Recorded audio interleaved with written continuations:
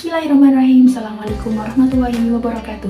Saya Hasna Azari akan memulai pembahasan pada kali ini dengan kabar gembira bahwasanya Indonesia menempati urutan pertama dalam World Giving Index dengan skor 69 pada tahun 2022.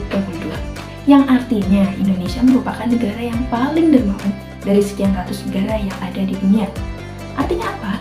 Artinya orang Indonesia suka berdonasi dan sangat dermawan. Seharusnya fenomena ini bisa digunakan oleh lembaga zakat untuk memaksimalkan potensi zakat yang ada di Indonesia. Namun, faktanya hal ini tidak menyebabkan potensi zakat di Indonesia berjalan secara maksimal. Faktanya, pada tahun 2019, potensi zakat di Indonesia menurut Basnas mencapai 233,8 triliun. Dan pada realitanya, pengumpulan ZIS hanya sekitar 10,2 triliun. Yang tercapai hanya 3,51%. Lalu, ada masalah apa dalam penghimpunan zakat di Indonesia? Mari kita bahas.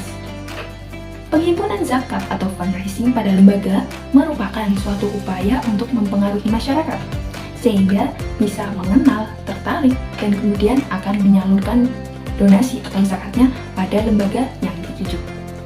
Ada beberapa faktor yang menyebabkan penghimpunan zakat itu bisa sukses atau tidak. Hal pertama yang menjadi pertimbangan ketika kita akan mengeluarkan zakat yaitu citra lembaga.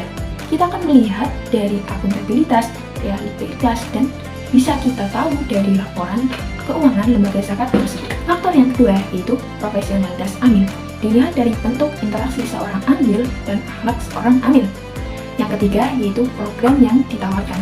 Dari hasil zakat yang diberikan akan tumbuh program-program baru, bermanfaat, dan tepat sasaran. Selanjutnya, apa saja tahapan penghimpunan zakat? 1. Mengenali calon donatur. Bagaimana segmentasinya? Kita melakukan pemetaan siapa yang kira-kira akan menjadi sasaran yang tepat, calon muzaki yang potensial, dan tahu strategi yang relevan. 2. Perancang program yang menarik dan tepat sasaran. 3.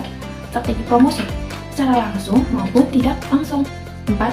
Menentukan lokasi yang strategis dengan tujuan untuk mempermudah akses para muzaki ataupun mustahik. 5. Layanan prima, yaitu mencari cara dan melayani para muzaki agar bertahan dan tetap loyal. Selanjutnya, strategi penghimpunan zakat yang dikenal ada dua, yaitu 1. Direct fundraising atau metode secara langsung, yaitu dari lembaga zakat berinteraksi secara langsung untuk menghimpun dana zakat. Hal ini bisa dilakukan dengan cara pembayaran zakat secara langsung dan mengoperasikan jemput zakat, di mana sudah tertera pada surat At-Taubah ayat 103. Kewajiban negara atau lembaga untuk menjemput, bukan hanya menunggu sadar para muzaki datang ke tempat lembaganya. Yang kedua, indirect fundraising atau metode tidak langsung, lebih tepatnya dengan promosi, sosialisasi. Hal ini dapat dilakukan melalui kampanye, membuat flyer atau poster, dan video edukasi. Berharap akan adanya hal tersebut, para muzaki bisa tertarik. Di era digital seperti sekarang ini, kita dapat memanfaatkan teknologi untuk menghimpun zakat.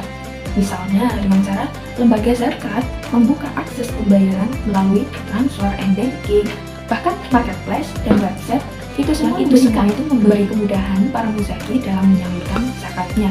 Dan yang terpenting, kita sebagai orang muslim nantinya bisa teredukasi dan lebih sadar akan kewajiban. Sekian dari saya. Assalamualaikum warahmatullahi wabarakatuh.